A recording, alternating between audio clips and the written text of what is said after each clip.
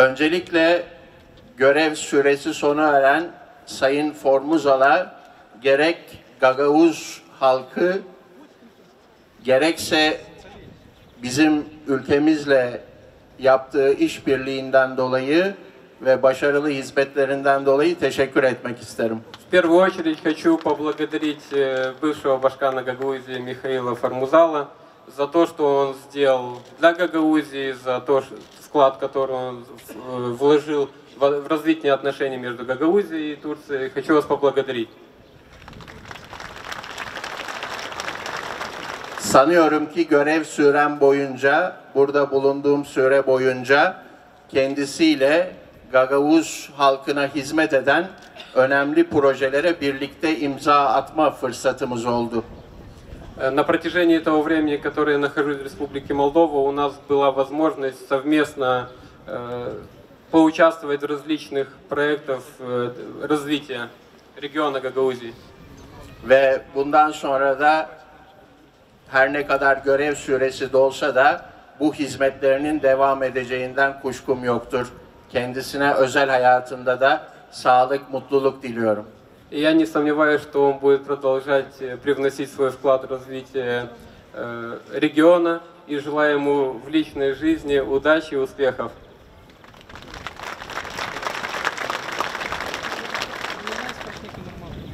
Ve Gagavuz halkının çoğunluğunun tercihiyle seçilmiş Sayın Vlah'ı da yürekten kutluyorum. Kendisine başarılar diliyorum.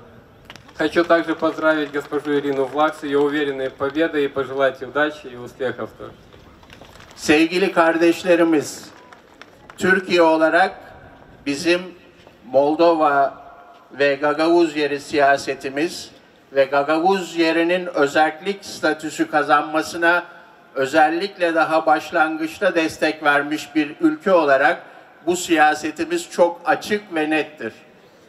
Уважаемые братья, я как представитель Турецкой Республики выражаю уверенность в том, что наш вклад в развитие Гагаузии и утверждение особого правового статуса Гагаузии – это одна из основных целей нашей политики, и так оно и будет и впредь.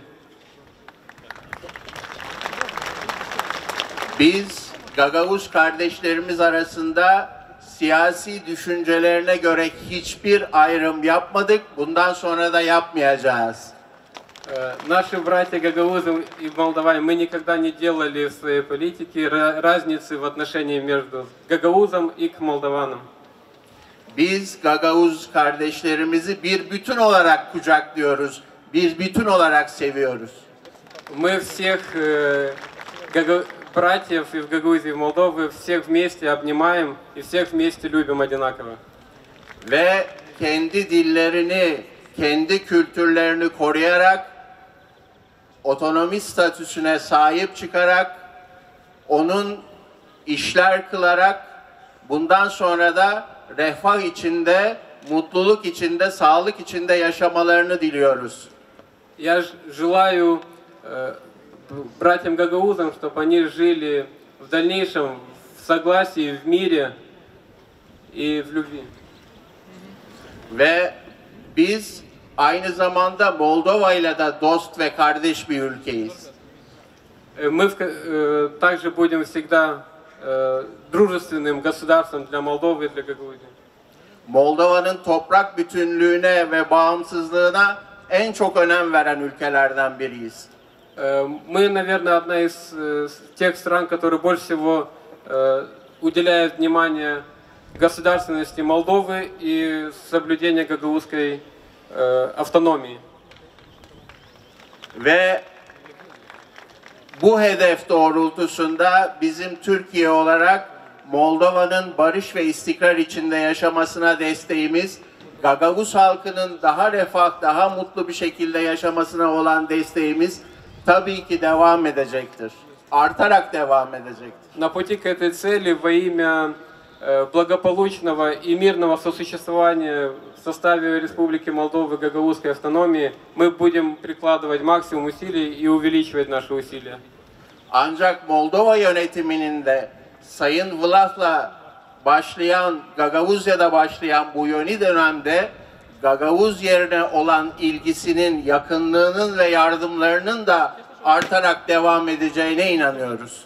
В то же время я уверен, что со стороны представителей молдавского руководства также будет оказана всеобщая и масштабная поддержка тем начинаниям, которые будут исходить из Гагаузии, в частности от Ирины Влах. Bu bakımdan Sayın Meclis Başkanı'nın ve Başbakan'ın da burada hazır bulunmalarını, Sayın Metropolit'le birlikte hazır bulunmalarını selamlıyoruz. Bundan büyük bir memnuniyet duyuyoruz.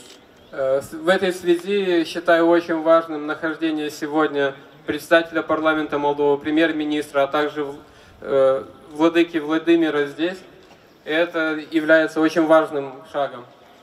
Pahalı dostlar, saygılı dostlar, hepinize tekrar saygılar sunarım. Sağlık, barış, afiyet içinde yaşamanızı diliyorum. Allah'a emanet olunuz. Sağ olun. Дорогие друзья, еще раз хочу пожелать вам мира, добра и благополучия, и чтобы все жили с Божьей помощью.